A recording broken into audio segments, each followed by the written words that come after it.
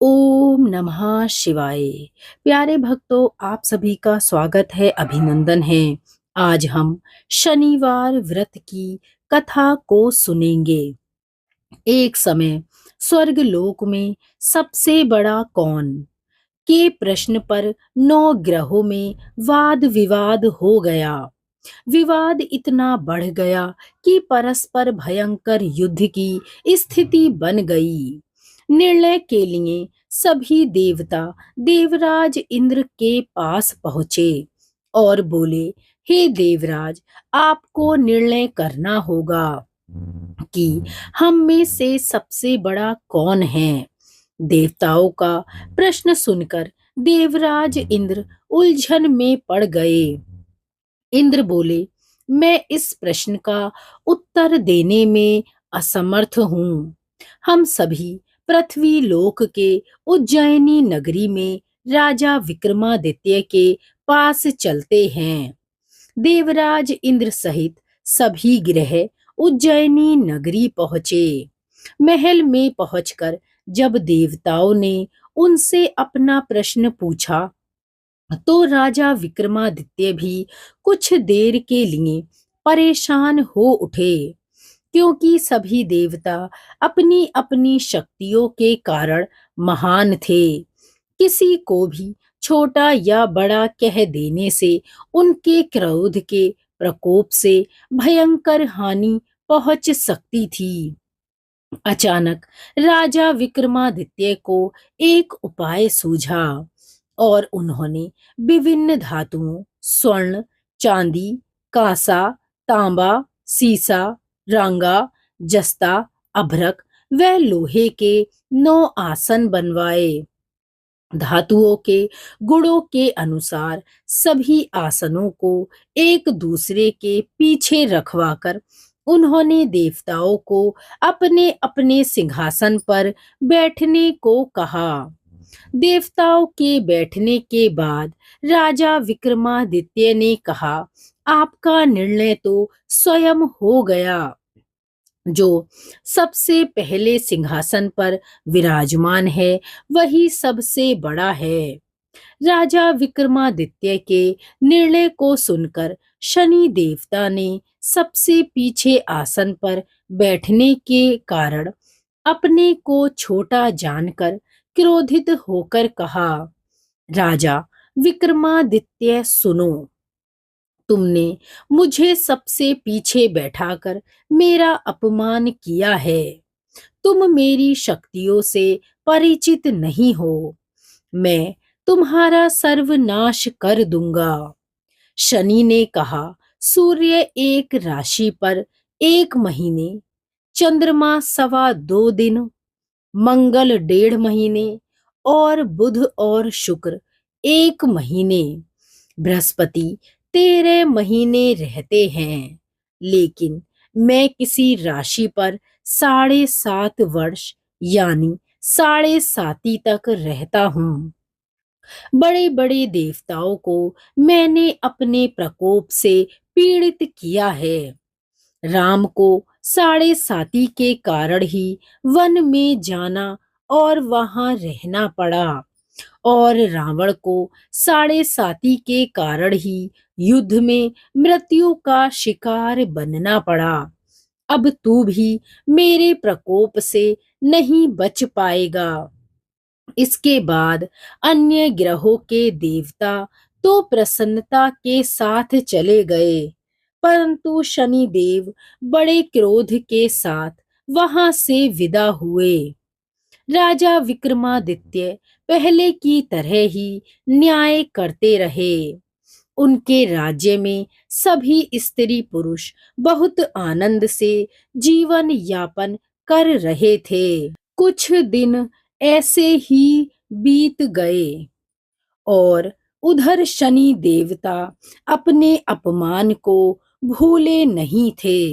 विक्रमादित्य से बदला लेने के लिए एक दिन शनि देव ने घोड़े के व्यापारी का रूप धारण किया और बहुत से घोड़ों के साथ उज्जैनी नगरी पहुंचे। राजा विक्रमादित्य ने राज्य में किसी घोड़े के व्यापारी के आने का समाचार सुना तो अपने अश्वपाल को कुछ घोड़े खरीदने के लिए भेजा। घोड़े बहुत कीमती थे।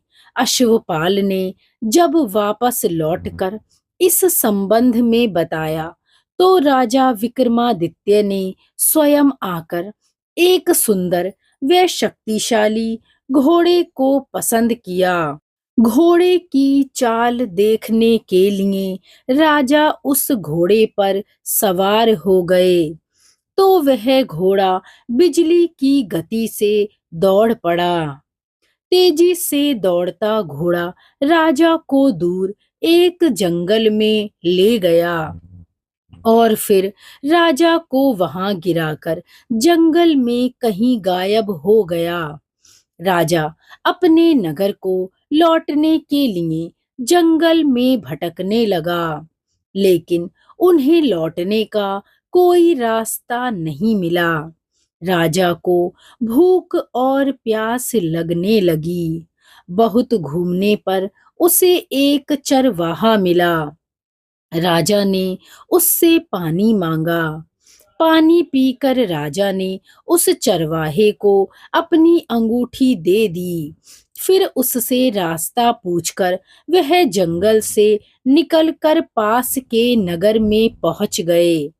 राजा ने एक सेठ की दुकान पर बैठकर कुछ देर आराम किया।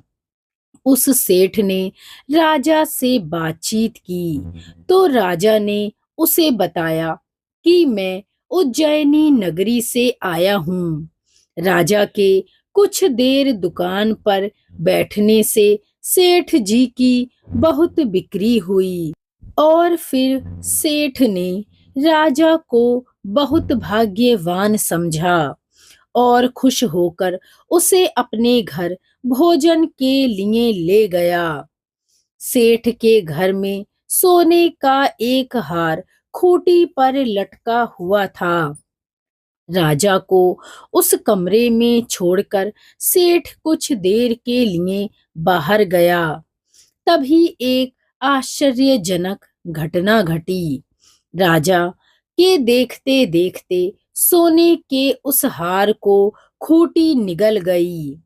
सेठ ने कमरे में लौटकर हार को गायब देखा तो चोरी का संदेह राजा पर ही किया, क्योंकि उस कमरे में राजा ही अकेला बैठा था। सेठ ने अपने नौकरों से कहा कि इस परदेसी को रस्सियों से बांधकर नगर के राजा के पास ले चलो। राजा ने विक्रमादित्य से हार के बारे में पूछा तो उसने बताया कि उसके देखते ही देखते खूंटी ने हार को निगल लिया था। इस पर राजा ने क्रोधित होकर चोरी करने के अपराध में विक्रमादित्य के हाथ और पांव काटने का आदेश दे दिया। राजा विक्रमादित्य के हाथ पांव काटकर उसे नगर की सड़क पर छोड़ दिया गया।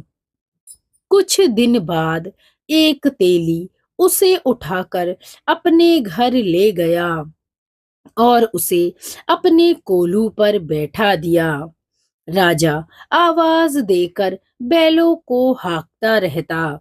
इस तरह तेली का बैल चलता रहा और राजा को भोजन मिलता रहा। शनि के प्रकोप की 7.5 पूरा होने पर वर्षा ऋतु प्रारंभ हुई। राजा विक्रमादित्य एक रात मेघ मल्हार गा रहा था कि तभी नगर के राजा की लड़की राजकुमारी मोहिनी रथ पर सवार उस तेली के घर के पास से गुजरी।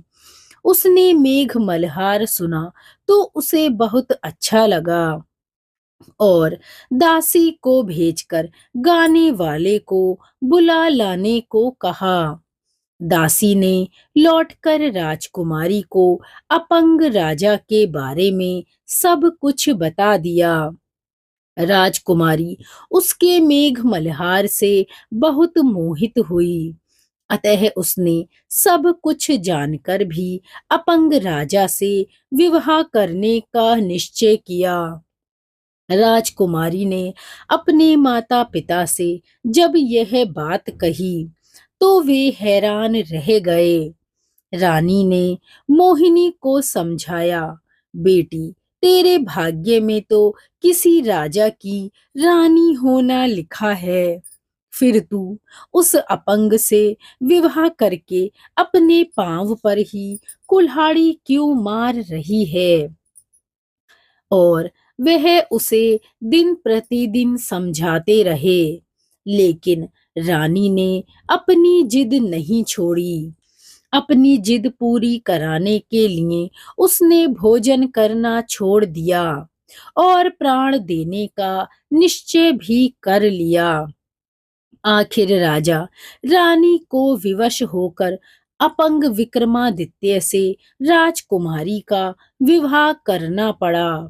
विवाह के बाद राजा विक्रमादित्य और राजकुमारी तेली के घर में रहने लगे। उसी रात स्वप्न में शनि देव ने राजा से कहा, राजा, तुमने मेरा प्रकोप देख लिया है। मैंने तुम्हें अपने अपमान का दंड दिया है। राजा ने शनि देव से कहा, हे शनि देव, आप मुझे क्षमा करें। आपने जितना दुख मुझे दिया है अन्य किसी को भी आप नहीं दें। शनि देव ने कुछ सोचकर कहा, राजा, मैं तुम्हारी प्रार्थना स्वीकार करता हूँ। जो कोई स्त्री पुरुष मेरी पूजा करेगा, शनिवार को व्रत करके मेरी कथा सुनेगा, उस पर मेरी अनुकंपा बनी रहेगी। प्रातःकाल राजा विक्रमादित्य की नींद खुली तो अपने हाथ पांव देखकर राजा को बहुत खुशी हुई। उसने मन ही मन शनि देव को प्रणाम किया। राजकुमारी भी राजा के हाथ पांव सही सलामत देखकर आश्चर्य में डूब गई। तब राजा विक्रमादित्य ने अपना परिचय देते हुए शनि देव के प्रकोप की सारी कहानी सुनाई। सेठ को जब इस बात का पता चला तो दौड़ता हुआ तेली के घर पहुंचा और राजा के चरणों में गिरकर क्षमा मांगने लगा। राजा ने उसे क्षमा कर दिया, क्योंकि यह सब तो शनि देव के प्रकोप के कारण ही घटित हुआ था। सेठ राजा को अपने घर ले गया और उसे भोजन कराया। भोजन करते समय वहां एक आश्चर्यजनक घटना घटी। सबके देखते देखते उस खूंटी ने हार को उगल दिया। सेठ जी ने अपनी बेटी का विवाह भी राजा के साथ करा दिया और बहुत से स्वर्ण आभूषण, धन आदि देकर राजा को विदा किया। राजा विक्रमादित्य राजकुमारी मोहिनी और सेठ की बेटी के साथ उज्जैनी पहुंचे तो नगरवासियों ने हर्ष से उनका स्वागत किया। अगले दिन राजा विक्रमादित्य ने पूरे राज्य में घोषणा करवाई कि शनिदेव सब देवों में सर्वश्रेष्ठ हैं। प्रत्येक स्त्री पुरुष शनिवार को उनका व्रत करें और व्रत कथा अवश्य सुने। राजा विक्रमादित्य की घोषणा से शनि देव बहुत प्रसन्न हुए।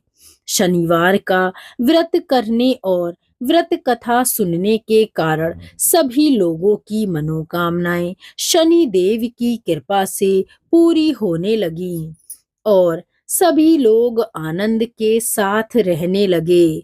तो बोलिए शनिदेव महाराज की जय। शनिवार व्रत कथा की जय। धन्यवाद।